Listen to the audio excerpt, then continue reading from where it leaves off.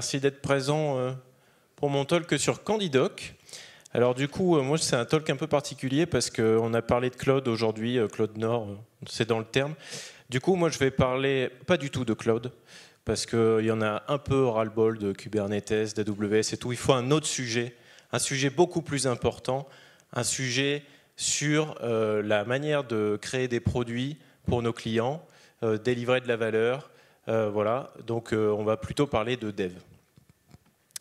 Du coup, déjà, j'ai barré un truc à la base, j'avais dit que j'automatisais la documentation fonctionnelle de produits. En fait, c'est pas du tout vrai parce qu'en fait, j'en automatise une et on va voir laquelle. Pour ce faire, du coup, déjà, bonjour, moi c'est Edouard Cattet. Mes collègues et mes amis m'appellent Doudou, pour vous ça sera Monsieur Cattet. Et du coup, on voit aussi que la photo n'est pas très contractuelle parce qu'on peut remarquer que j'ai changé de lunettes. Voilà. Et du coup, je suis lead DevOps Full Stack Craftsman, Scorpion, Ascendant Tech Lead, enfin je suis plein de trucs. Et principalement, je suis lead dev sur des projets comme à Leroy Merlin, si j'ai le droit de le citer, je ne sais pas, où du coup je fais des produits pour eux. Une particularité personnelle, c'est que je lance des hashs, donc soyez très attentifs pendant le talk, ça peut vous servir. Si vous voulez me retrouver sur les réseaux, je suis sur Twitter, mais je parle pas forcément beaucoup, j'essaye de m'y mettre. Vous avez l'arrobase qui est présent. Alors du coup, pour parler de Candidoc, je vais raconter ça comme une histoire en fait. Je vais partir de la mission que j'ai fait sur des configurateurs sur mesure de volets roulants, de portes d'entrée, voilà, des trucs comme ça. Pour vous expliquer un peu le contexte de la mission, vous expliquer la démarche qu'on a eue et du coup, comme ça, je pourrais finir sur comment on en est arrivé en fait à la solution Candidoc et à quoi ça sert. Donc en fait, à la base, je suis allé dans une mission où il fallait du coup refaire des configurateurs sur mesure de volets roulants principalement, enfin un configurateur de volets roulants.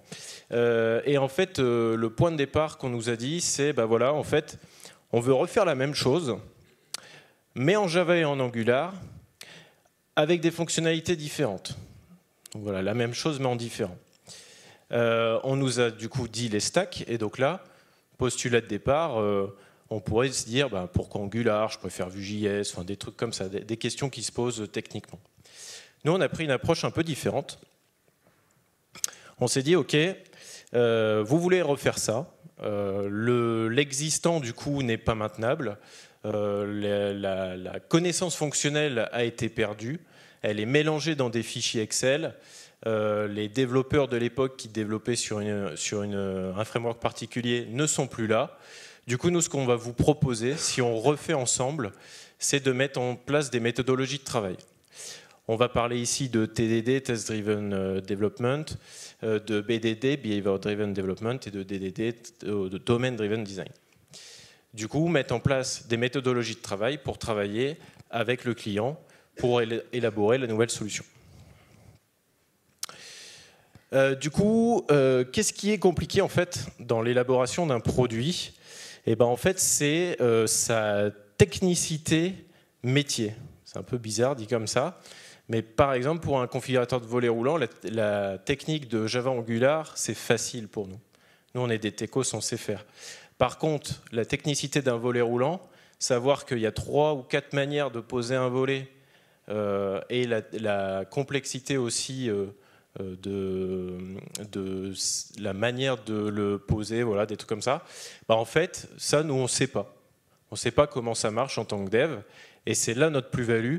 On est là, en fait, pour essayer de comprendre comment ça marche, pour pouvoir permettre demain aux utilisateurs de configurer eux-mêmes leur volet et que ça soit facile pour eux.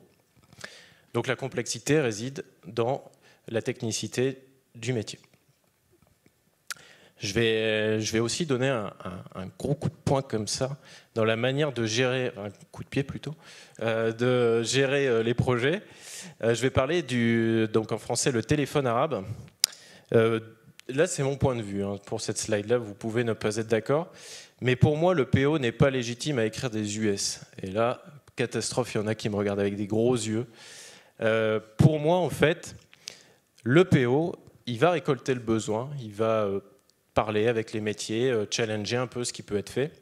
Et en fait, il va avoir une idée globale de comment doit fonctionner la fonctionnalité. Pour autant, si en fait il se met à écrire typiquement un ticket, voilà, à donner à manger au dev, il va écrire ce qu'il pense et potentiellement il va écrire des cas de tests, des tests d'acceptance, et il va donner ça. En fait, s'il fait ça, il va empêcher toute la discussion qu'il pourrait y avoir, le débat qu'il pourrait y avoir sur comment ça fonctionne réellement avec son équipe. Puisque l'équipe, elle est composée du PO, des devs et des UX, QA s'il y en a. Voilà. Donc, grosso modo, ce qu'il faut bien avoir en tête, c'est qu'il aura beau écrire quelque chose, une US, voilà, comme il veut. En fait, ce qui va partir en production, la fonctionnalité qui aura été développée, en fait, c'est la compréhension qu'aura eu les développeurs.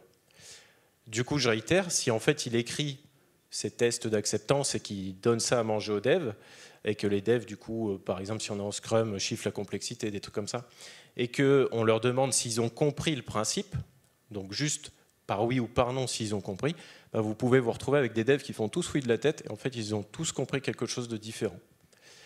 Donc nous, ce qu'on pousse par rapport à ça, je ne sais plus si je le mets... Ouais, je le mettrai après. Nous, ce qu'on pousse par rapport à ça, c'est de faire du BDD.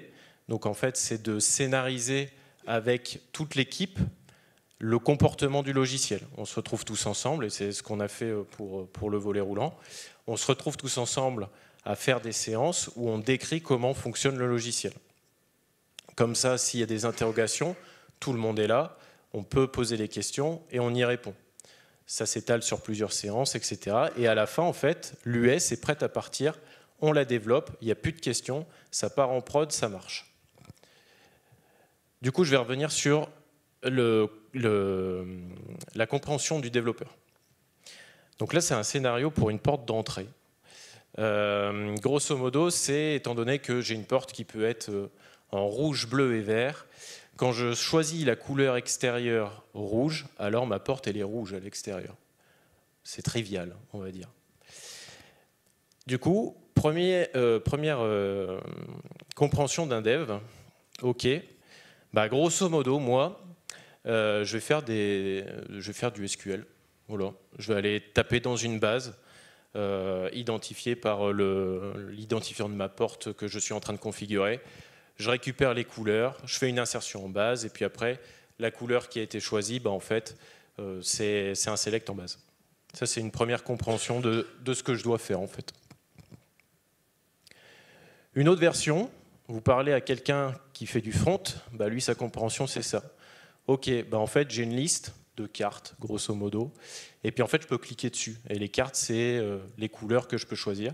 Je clique sur la carte, et du coup, je vois une photo de ma porte, et elle se met bien à jour. Donc là, ce que l'on peut déjà remarquer, c'est que si vous êtes plutôt back ou plutôt front, par exemple, en termes de dev, vous n'avez peut-être pas la même relation avec le scénario dont on parle. Il y a une autre possibilité, là c'est pour ceux qui font du cloud, en fait je fais de la lambda. Voilà. N'importe quel comportement fonctionnel, je le mets dans une lambda, ça marche. Voilà. Et bien sûr, je fais les trois à la fois. Je fais du GCP, de la AWS et de l'Azure. Voilà. Nous, ce qu'on va plutôt proposer, c'est de mettre ça dans le code, en fait. Donc, en fait, ça, c'est une proposition. Ce n'est pas forcément la vérité, mais c'est les choses que l'on essaye de pousser chez nos clients. En fait, ce que l'on va vouloir faire, c'est le DDD. On va essayer de mettre le comportement fonctionnel, le comportement métier, les règles qui sont invariantes à ce métier, on va essayer de les mettre au cœur du logiciel. Ça va se traduire également par des architectures hexagonales / oignons, et ça va se traduire par des notions du DDD comme les agrégats, les value objects, les commandes, les événements. Du coup, si je prends cette compréhension-là, en fait, ce que l'on s'aperçoit, c'est qu'il y a des mots-clés, en fait, tout simplement. Quand on discute avec le métier et qu'on écrit des comportements avec lui, il y a des mots-clés qui émergent. Il y a la porte, il y a le fait qu'elle peut être peinte, ou en tout cas d'une certaine couleur. Le fait qu'il y ait la notion de couleur extérieure. Qu'est-ce que c'est une couleur extérieure par rapport à une couleur intérieure? Est-ce qu'il y a des différences? Le fait que je peux la sélectionner ou la choisir. Les mots sont importants. Du coup, ici, on va les retrouver. Par exemple, le selected, on le voit dans l'événement Outdoor Color Selected. Ici, je ne sais pas si on voit ma souris. Ouais. On va le retrouver dans la commande. On va retrouver la notion de couleur extérieure, etc., etc. Du coup, Candidoc, à quoi ça sert? En fait, une fois qu'on a scénarisé les comportements du logiciel avec le client et avec l'équipe, en fait, on a quelque chose qui est sympa, c'est que généralement, on pose un cadre et les scénarios, on les écrit en Gherkin. Et du coup, le Gherkin, c'est facilement automatisable. Aujourd'hui, on fait des points features et avec Cucumber, si on fait en Java par exemple, bah, on écrit nos points features, on lance un build et ça nous génère une documentation fonctionnelle des scénarios, s'ils sont passés ou pas. Ça, tout le monde peut l'utiliser, ça existe déjà. Et c'est pour ça que je disais que j'ai automatisé une doc fonctionnelle qui n'est pas celle-là. Par rapport à ça, en fait, Candidoc, ce que l'on va vouloir faire dans un premier temps, c'est mettre en lumière les concepts du DDD. Parce que les concepts du DDD, en fait, c'est nos mots, c'est les mots qu'on a mis en lumière, en fait, dans le langage métier. Je vais vous montrer ça tout de suite.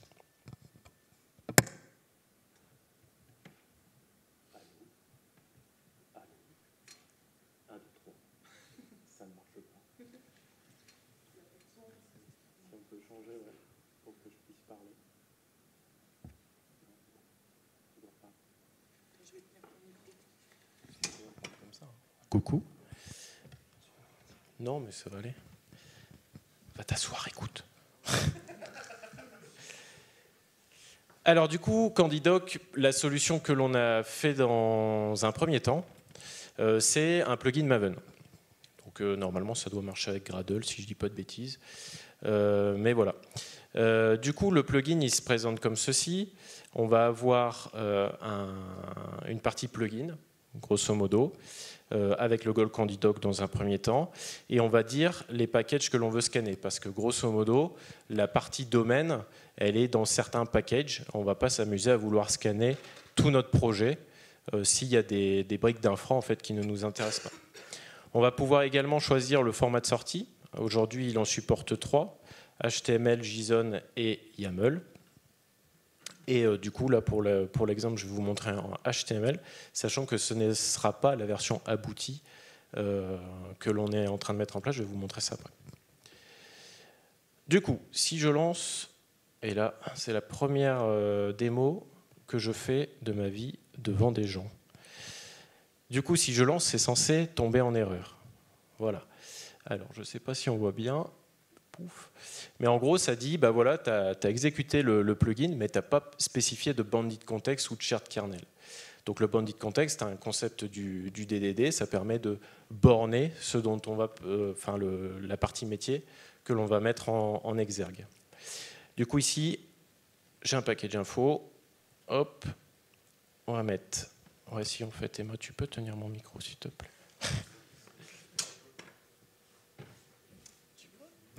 Merci Emma. C'est bon, on m'entend? Ouais.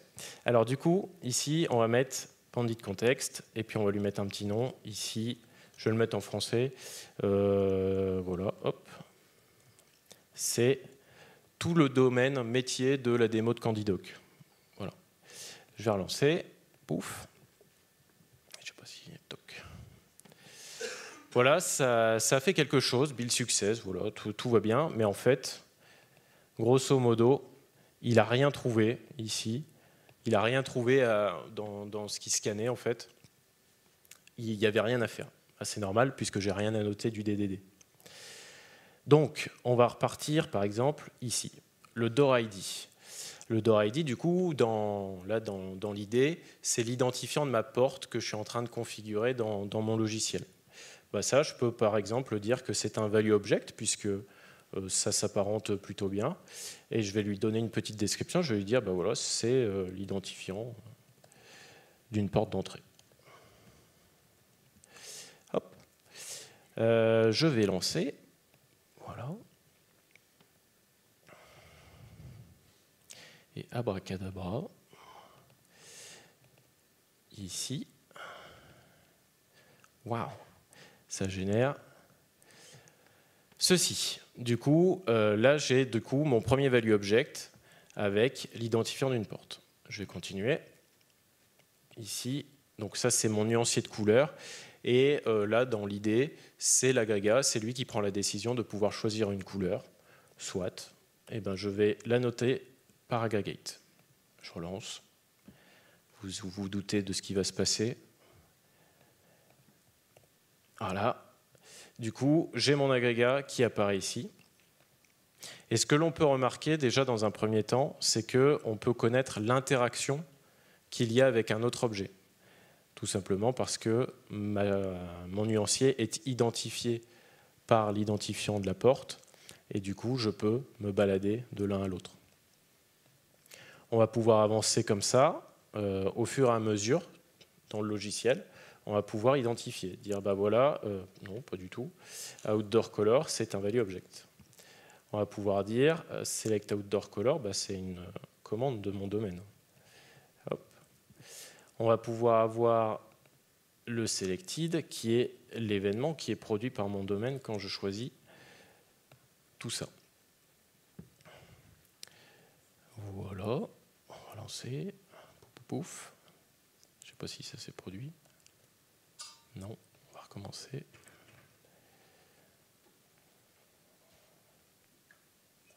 Voilà. Hop. Et du coup, là, ce que l'on remarque, bah, c'est que notre agrégat, normalement, je vais reprendre ça, merci. Du coup, l'agrégat, la bonne nouvelle, c'est que l'on voit qu'il interagit avec tous ces petits objets, donc avec les commandes, avec les value objects et avec les événements. Et on peut, pareil, se balader au travers de nos objets. Du coup, ça, c'est la première itération de la version HTML. Comme je disais, c'est pas forcément très sexy, c'est pas forcément très beau. Et je vais vous montrer à quoi ça va ressembler après. On a la possibilité de le faire en JSON et en YAML. Le JSON va nous servir demain pour justement décorréler la vue, donc la partie HTML, qui est aujourd'hui intégrante au plugin pour pouvoir le mettre ailleurs et s'en servir au travers d'un service. Du coup, si je retourne sur ma presse, toc. Du coup, je présente la core team. Il y en a 2-3 qui sont là. Pour contextualiser un peu plus la manière dont a été créé Candidoc, en fait, au sein de Hippon, parce que c'est vrai que j'ai oublié de dire que je travaillais chez Hippon. Bravo. On a un fil rouge en fait pour les stagiaires qui viennent chaque année chez nous, au sein de Lille, en fait, de l'agence de Lille. Candidoc, c'est le fil rouge en fait. Et nous, ça nous permet quoi? Ça nous permet de sensibiliser ceux qui sortent d'école à des méthodologies craft. Donc en fait, on les met sur Candidoc pour qu'ils se fassent la main sur les concepts, pour qu'ils les appréhendent et les comprennent, pour que demain on puisse les envoyer chez les clients et qu'ils puissent apporter justement cette plus-value-là. Aujourd'hui, c'est ce qu'on fait notamment sur les configurateurs sur mesure que l'on développe. On envoie les stagiaires fraîchement CDIsés sur ces projets-là et en fait, ils ont tout de suite la plus-value de ce qu'ils ont appris. Donc si vous avez des questions, notamment sur le fait que l'interface graphique aujourd'hui est moche, vous pouvez aller leur poser la question. Du coup, d'un point de vue roadmap, parce que là, ok, c'est une documentation fonctionnelle, mais pas trop parce que c'est pas très beau à voir aujourd'hui. Donc on a encore pas mal de choses à faire. On va développer, du coup c'est dans les tuyaux, on va développer une interface graphique, que je peux vous montrer d'ailleurs ici, qui va ressembler à ça demain. C'est-à-dire qu'en fait, les bandits de contexte, on va pouvoir les afficher d'une manière plus jolie et on va pouvoir naviguer dans les concepts, parce que les applications du coup métiers que l'on développe ont un métier riche, donc il y aura beaucoup de concepts à regarder, donc on va faire ça comme ça, avec des idées de bulles, et on va aussi avoir une notion de filtrage pour pouvoir chercher facilement des concepts. Et on va pouvoir avoir des graphes bien particuliers pour montrer les interactions. Vous voyez également ici les petites flèches.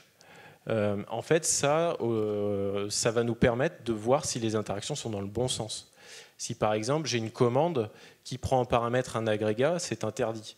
Et donc avoir la flèche qui est dans le bon, enfin qui le montre en l'highlightant, en disant bah, attention, aujourd'hui ton code il est comme ça, c'est bizarre, c'est pas normal, il y a peut-être quelque chose à faire, ben, on pourra facilement y remédier. J'ai oublié d'ailleurs de préciser que Candidoc, mis à part la notion de bandit de contexte, ne va pas empêcher votre code de compiler si vous l'ajoutez dans un projet existant. Parce que le but, c'est que vous n'ayez pas à tout réécrire si jamais ça ne fonctionne pas du premier coup. En plus de ça, du coup, après que l'interface graphique soit développée, on va pouvoir l'interfacer avec les CI. Ouais, 2 minutes. Okay. On va pouvoir l'interfacer dans la CI/CD. Donc ça, c'est des pipelines qui existent déjà. Ça, c'est la partie qui est prête parce que demain, on veut que ça soit facilement pluggable dans vos projets. Donc en fait, la partie CI/CD, il faudra juste récupérer les pipelines qui ont été développés. Et en fait, ça va rouler tout seul. On va également finaliser l'interaction des concepts du DDD, comme je vous le disais, le bon sens des interactions, qu'est-ce que j'ai le droit ou pas de faire. Par exemple, est-ce qu'un agrégat a le droit d'avoir un agrégat à l'intérieur? Spoiler alert, non.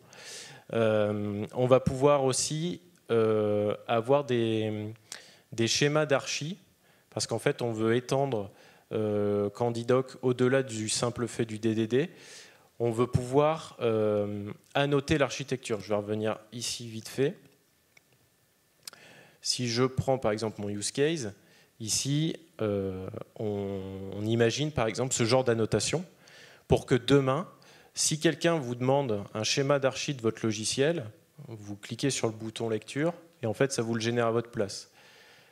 La grosse plus-value du coup des annotations que l'on a fait, c'est que si votre code change, bah, du coup, la documentation change, la documentation devient vivante, et pour l'architecture, ça aura encore plus de sens si elle est évolutive, si elle est émergente, notamment si vous faites du TDD. On réfléchit aussi à la notion de polyglotte, parce qu'aujourd'hui, très bien, c'est pour Java. Est-ce qu'il y a moyen de faire ce genre de choses pour d'autres langages, comme du TypeScript, du Python, du Ruby, si ça existe encore.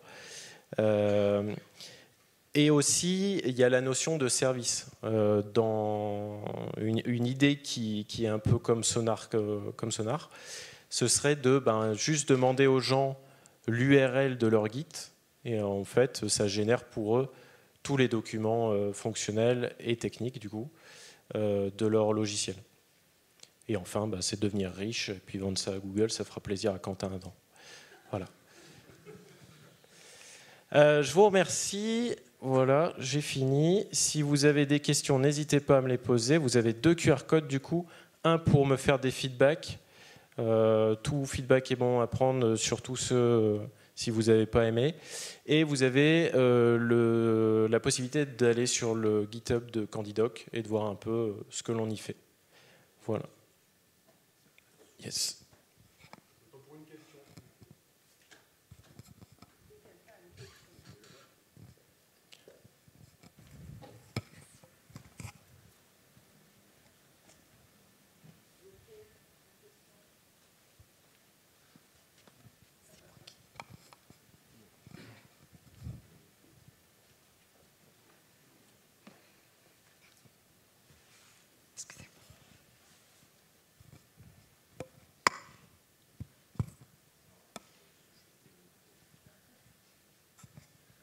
Merci. Le système d'annotation, moi, ça me rappelle un peu ce qu'on pourrait voir pour générer, par exemple, une doc OpenAPI, pour que si on expose une API, c'est à peu près.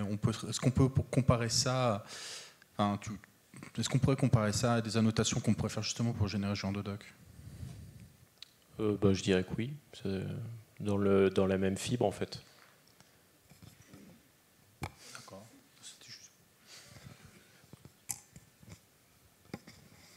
Oui, bonjour. Est-ce qu'on pourrait s'attendre à ce qu'il nous indique des erreurs si on annote mal les classes? Oui. Alors en fait, c'est quelque chose qui est pas apparent là dans la version HTML. Dans la version JSON, ça se voit un peu plus. mais en fait, il y a une notion de mauvaise interaction qui est présente. Et du coup, en fait, si tu annotes pas dans le bon sens, par exemple, il va te le dire. Mais il va pas dire il va pas empêcher ton code de compiler, parce que nous, on a cette volonté de l'interfacer dans des projets qui existent déjà. Et donc, on ne veut pas faire changer ton code pour que ça marche avec Candidoc. On veut que ça soit un peu plus pédagogique dans l'idée pour faire la modification au fur et à mesure. Eh bien, merci. Puis n'hésitez pas.